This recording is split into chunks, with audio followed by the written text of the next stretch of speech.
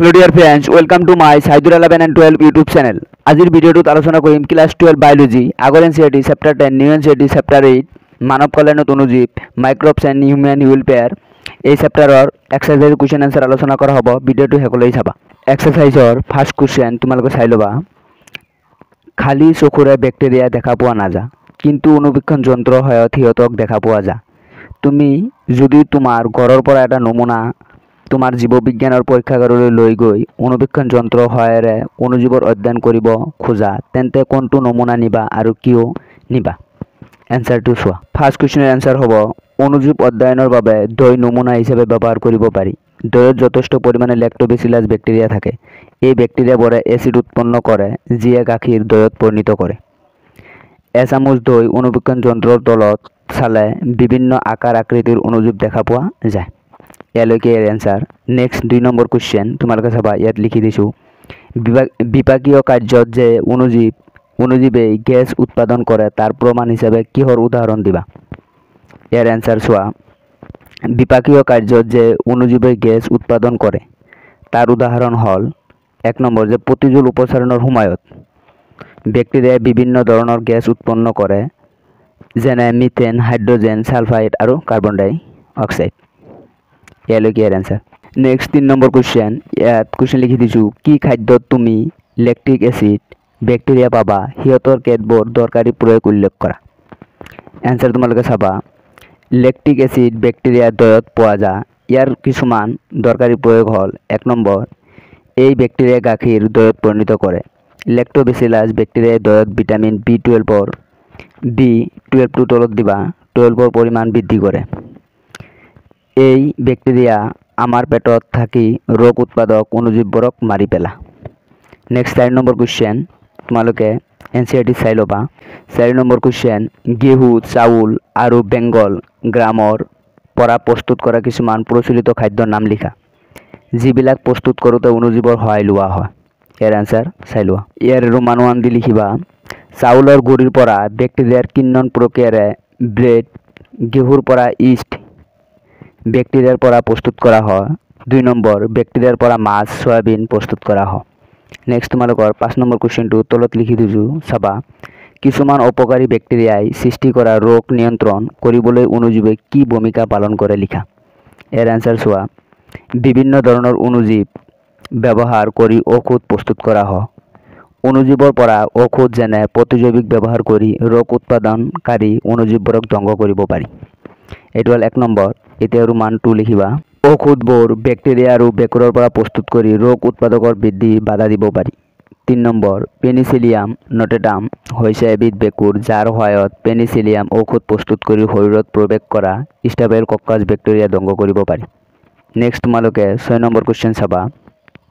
এইটো 2023 চনত আহিছিল। বেকুৰৰ 2টা প্ৰজাতিৰ নাম লিখা, যিকেইটা প্ৰতিজৈৱিক প্ৰস্তুত কৰোঁতে ব্যৱহাৰ কৰে। ইয়াৰ এনসাৰ হ'ব বেকুৰৰ 2টা প্ৰজাতিৰ নাম হ'ল 1 নম্বৰ পেনিচিলিয়াম নটেটাম, 2 নম্বৰ এক্টিমৰ্নিয়াম, 3 নম্বৰ এস্পাৰজিলিছ। 2টা লিখিব দিছে, এই 2টা লিখিবা।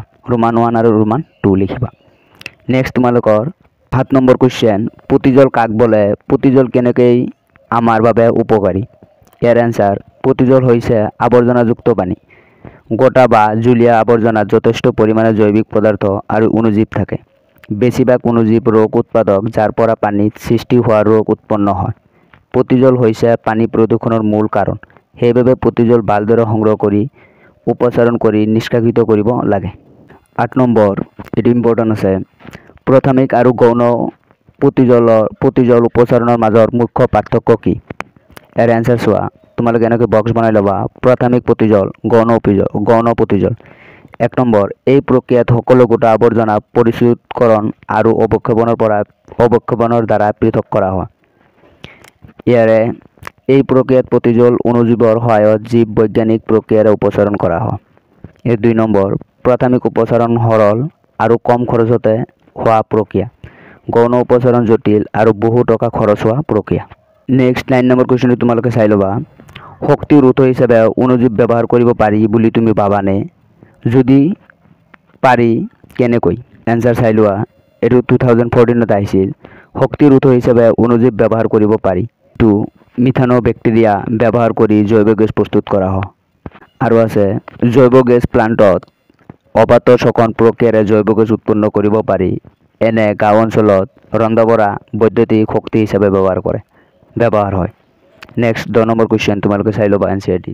10 নম্বৰ কুৱেশ্যন ৰাসায়নিক সাৰ আৰু কীটনাশক দ্ৰব্যৰ ব্যৱহাৰ অণুজীৱৰ ব্যৱহাৰেৰে হ্ৰাস কৰিব পাৰি। এইটো কেনেকৈ কৰিব পাৰি ব্যাখ্যা কৰা। এনচাৰ অণুজীৱক জীৱসাৰ হিচাপে ব্যৱহাৰ কৰিব পাৰি। যিবোৰ অণুজীৱত মাটিৰ বাবে প্ৰয়োজনীয় পুষ্টি থাকে সেইবোৰক জীৱসাৰ হিচাপে ব্যৱহাৰ কৰিব পাৰি। জীৱসাৰৰ মূল উৎস হ'ল বেক্টেৰিয়া, ভেঁকুৰ আৰু চায়ানোবেক্টেৰিয়া। সিহঁতে মাটিৰ উৰ্বৰতা বৃদ্ধি কৰাত সহায় কৰে।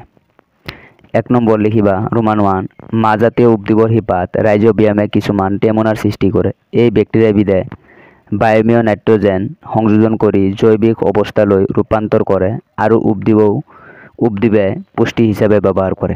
ৰোমান 2 লিখিবা এজোস্পাইৰিলাম আৰু এজোটোবেক্টাৰ বেক্টেৰিয়াই মাটিত নাইট্ৰজেন স্থিতিকৰণ কৰে। 3 নম্বৰ গ্লোমাছ গণটোৰ বহু প্ৰজাতিৰ ভেঁকুৰে মাইকৰ হাইজা গঠন কৰে। ইয়াৰে তোমালোকে লিখিবা এ নম্বৰ দি লিখিবা মাটিৰ পৰা ফছফৰাছ শোষণ কৰি উদ্ভিদক যোগান ধৰে।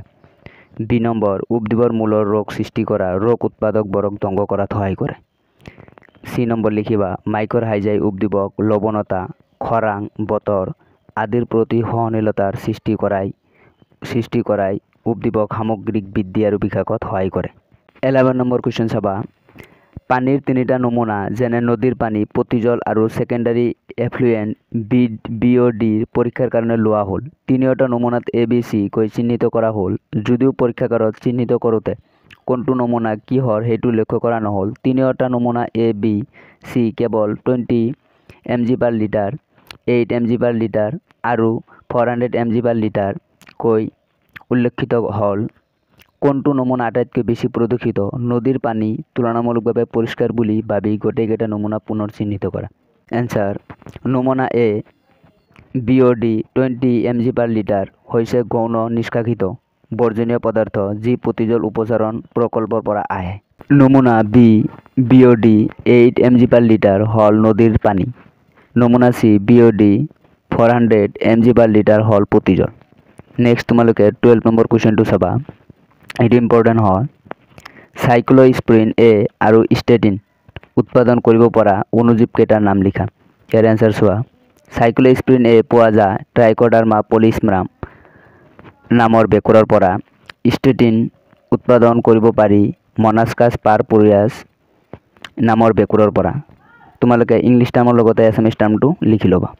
13 নম্বৰ কুৱেশ্যন নিম্নলিখিত কেইবিধৰ ক্ষেত্ৰত অণুজীৱৰ ভূমিকা সন্দৰ্ভত তোমাৰ শিক্ষকৰ সৈতে আলোচনা কৰি লিখা। A number single cell protein, B number মাটি। 13 number answer A single cell protein SCP। Single cell protein হ'ল ক্ষতিহীন অণুজীৱৰ কোষ যাক প্ৰটিনৰ উৎস হিচাপে ব্যৱহাৰ কৰিব পাৰি। ষ্টক খেলুৱৈসকলে প্ৰটিনৰ উৎস হিচাপে ব্যৱহাৰ কৰে। আন অণুজীৱ য'ত প্ৰটিন, শ্বেতসাৰ, ভিটামিন থাকে সেইবোৰকো শক্তিৰ উৎস হিচাপে গ্ৰহণ কৰে। বি নম্বৰ মাটি অণুজীৱই মাটিৰ উৰ্বৰতাৰ ভাৰসাম্যতা বজাই ৰখাত এক গুৰুত্বপূৰ্ণ ভূমিকা পালন কৰে। পচন প্ৰক্ৰিয়াৰ দ্বাৰা অণুজীৱই মাটিত পুষ্টিযুক্ত হিউমাছ গঠনত সহায় কৰে। বহুত বেক্টেৰিয়া আৰু চায়ানোবেক্টেৰিয়াই বায়বীয় নাইট্ৰজেন স্থিতিকৰণ কৰে। এনাবিনা, নষ্টক আদি হৈছে চায়ানোবেক্টেৰিয়াৰ উদাহৰণ। 14 নম্বৰ কুৱেশ্যন গুৰুত্ব বুজি নিম্নলিখিতবোৰ অনুক্ৰমত সজাই লোৱা। বেছি গুৰুত্বপূৰ্ণটো প্ৰথমে ৰাখি মানৱ সমাজৰ কল্যাণত কোনে কিমান গুৰুত্বপূৰ্ণ ভূমিকা পালন কৰে সেইটো লক্ষ্য ৰাখিবা। উত্তৰটো কাৰণ দৰ্শাই ব্যাখ্যা কৰিবা। অনুক্ৰমত মানে ডাঙৰৰ পৰা সৰুলৈ সজাব লাগে আমাৰ। ইয়াত 4টা দিয়া আছে জীৱসাৰ, চাইট্ৰিক এচিড, পেনিচিলিন আৰু দৈ। এনচাৰ চাই লোৱা পেনিচিলিয়াম আটাইতকৈ বেছি, তাতকৈ জীৱসাৰ কম, তাতকৈ দৈ, তাতকৈ চাইট্ৰিক এচিড। 1 নম্বৰ পেনিচিলিন হ'ল এণ্টিবায়'টিক যি ৰোগ উৎপাদকবোৰক ধ্বংস কৰি জীৱন ৰক্ষা কৰে। 2 ৰোমান 2 জীৱসাৰ হৈছে কোনো ধৰণৰ প্ৰদূষণ সৃষ্টি নকৰা ইন্ধন। ইয়াক গাঁও অঞ্চলৰ ৰন্ধা বঢ়া, লাইট আদিৰ বাবে ব্যৱহাৰ কৰা হয়। ৰোমান 3 দৈ হ'ল উত্তম পুষ্টিযুক্ত খাদ্য য'ত ভিটামিন B12 থাকে। ৰোমান 4 চাইট্ৰিক এচিড খাদ্য সঞ্চয়ৰ বাবে ব্যৱহাৰ কৰা হয়।